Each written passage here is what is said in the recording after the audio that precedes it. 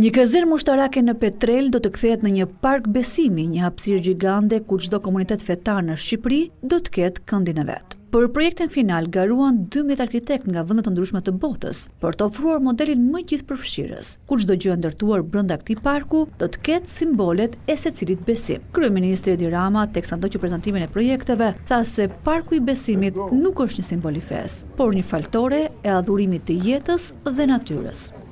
It's much more than change of a space. Ky është shumë më tepër se sa ndryshimi i një hapësire.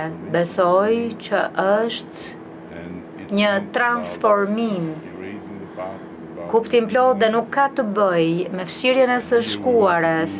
Mbjellim pemë, duam të mbjellim shpresë e vazhdimsi. Parku i besimit nuk është simbol i fesë. Krejt tjetër është një faltore adhurimi që nuk bën pyetje se në çfarë besoni, vetëm ju fton të vini, të mrekulloheni. Kreu i qeverisë u shpreh se kjo hapësirë do të mbajë gjallë pasurinë më të rrallë në botë të shqiptarëve, tolerancën fetare. Nuk kemi nevojë ta shpikim tolerancën.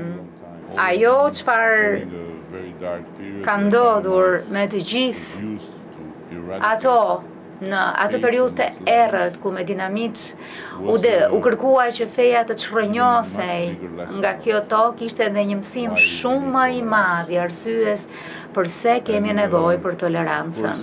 Dhe sigurisht, siç e thash, trashëgimia jon nuk ka qenë për herë lehtë, por ka qenë e urtë. Sipërfaqja ku do të ndërtohet parku i besimit është 210.000 m2 buzë luginës së Erzenit. Projekti është ideuar të pres 30.000 vizitorë në vit, si dhe brenda tij do të ketë struktura që do të shërbejnë për evente të vogla, por edhe për ngjarje me kapacitet deri në 500 persona. Brenda parku do të ndërtohen 100 streza mikpritse që vizitorët të kalojnë një mirëqenie spirituale të lartë. Gjithashtu do të ketë restorante të përshtatura me gatime tradicionale të secilit komunitet fetar, si dhe një pavion me pemë dhe bim që kanë rëndësi të veçantë për besimet fetare. Po ashtu do të ngrihet dhe muzeu i kujtesës kushtuar viktimeve të përsekutimit fetar gjatë regjimit komunist.